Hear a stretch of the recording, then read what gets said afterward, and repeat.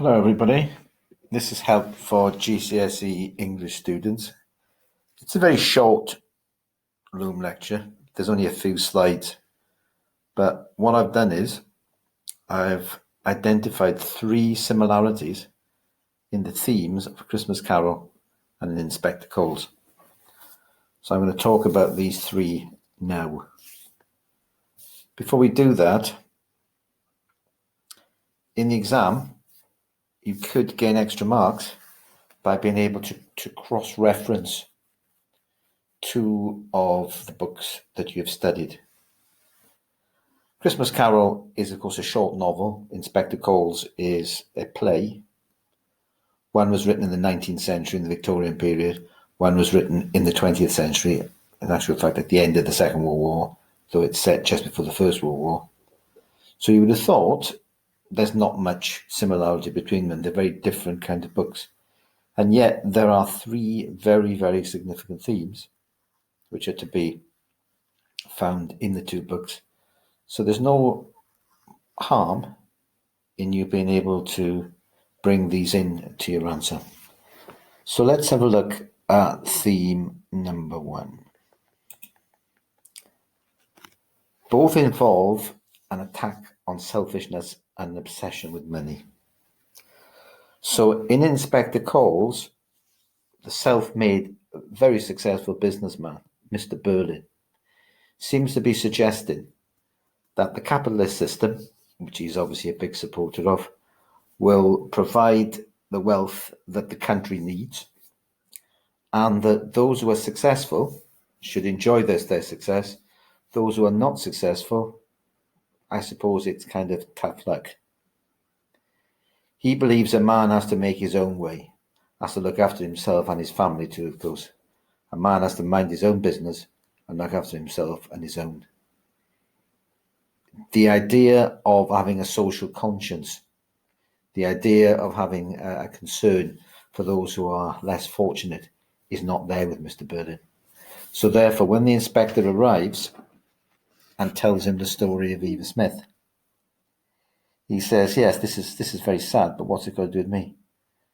The fact that she was dismissed from my factory has got nothing to do with the fact that she eventually took her own life. There's no connection between the two. I have to look after my business, end of story. Whatever happens to Eva Smith is unfortunate, but it's got nothing to do with me and my concerns. So that is an Inspector Calls. Now in A Christmas Carol, in the part before Scrooge has changed, of course, in the very early part of the book, he's confronted with 2 charitable gentlemen who say that they're collecting money for the poor at Christmas. And then, of course, Scrooge goes on one of his rants, humbug, Christmas humbug, are there no prisons, are there no workhouses? And then he says things like, if the poor won't go to the prison and they would rather die, then let them do so and decrease the surplus population, which, as you're aware, is an attack on the ideas of Thomas Robert Malthus. He also ends up saying, I can't afford to make idle people merry at Christmas. So can you see the parallel between the 2? There's Scrooge, played by Michael Caine there. I cannot afford to make idle people merry. And Mr. Berlin saying, a man has to make his own way, has to look after himself. A man has to mind his own business. So it's the same kind of theme.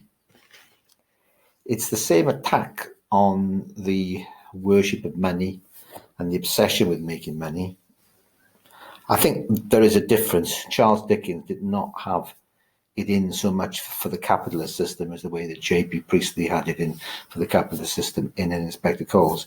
There's no evidence that Charles Dickens was any kind of socialist, but you could see that a society that was just obsessed with making money had grave defects to it. So there we are. So there's theme number 1. Both involve an attack on selfishness and obsession with money. So in the exam, how could you use that?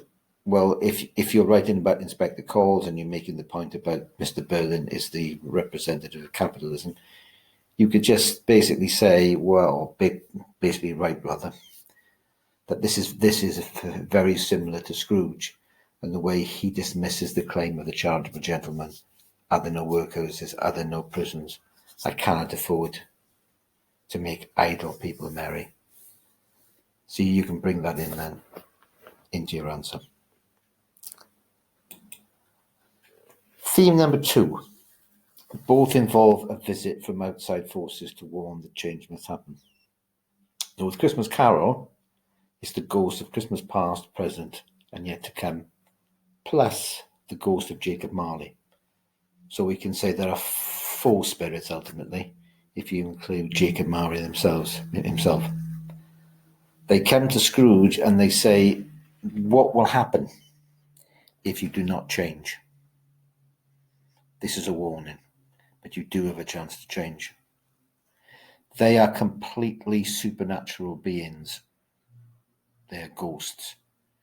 The inspector coming to warn the Berlin household that they must concern themselves with the wider society and not just be concerned with themselves is slightly different. There's no evidence that the inspector is any kind of ghost, but he's not a police inspector either. And there's something mysterious, and there is that rather spooky bit at the end when, after they found out that the inspector was not a real inspector and Mr. Berlin and Mrs. Berlin think they're in the clear, there is another phone call to say that this girl has killed herself. Now that is a very, very strange ending. Very strange ending indeed. And so therefore, is it possible that the inspector could have a kind of supernatural air to him? Where does he come from? Where does he go after he leaves the Berlin household? Why does he pretend to be a police inspector? All that kind of thing leads an air of mystery to it all. So you can draw a parallel between the spirits in A Christmas Carol and the inspector. The spirits have come to warn Scrooge, an individual. The inspector has come to warn the Berlin household. And also, in effect, he's come to warn privileged society in general, or what might happen if change is not made. The third theme, and this is all about, both contain a dire warning of what will happen if a change in attitude does not come about. So this follows from the warning in theme 2, and the result of this is that in the case of Scrooge, he's taken by the ghost of Christmas yet to come, and he is shown an incredibly lonely and desolate churchyard. And then he's taken into the churchyard and he's shown this grave, and in the book it's covered with snow. And when he scrapes the snow to one side, it's Ebenezer Scrooge, who has died with no friends, with no love, with nothing. So that is the fate of Scrooge unless he changes. With the inspector, there's a warning. He says, one Eva Smith has gone, but there are millions and millions of Eva Smiths and John Smiths still left with us, with their lives, their hopes, their fears, their suffering, and their chance of happiness, all intertwined with our lives and what we think and say and do. And then he turns on this idea of something dreadful will happen. I would interpret that as being the revolution in Russia in 1917. There was no revolution in Britain, but there was a revolution in Russia because the conditions of the poor had been allowed to get so bad that eventually, in 1917, everything came to a head. Now that's on a very different scale. One of them is about an individual person who will suffer greatly unless they change. And the other is about a society in general. But they both contain a dire warning. So, in summary then, and it's a very short lecture, this one, both involve an attack on selfishness and obsession with money. Both Mr. Berlin and Scrooge are obsessed with money and think that money is at the very heart of everything in life. There are great differences, though. Mr. Berlin does enjoy his wealth. Scrooge is too mean to even spend on himself. So there are differences. Both involve a visit from outside forces. So the spirit, the three spirits of past, present, and yet to come, plus Marley's ghost, they come to warn Scrooge, and the inspector comes to warn the Berlin household. And then the consequences: a lonely death for Scrooge, and social upheaval for the privileged classes, unless they sort out the problems of inequality and the problems of the poor in society. So there we are, short and snappy. Thank you very much for listening.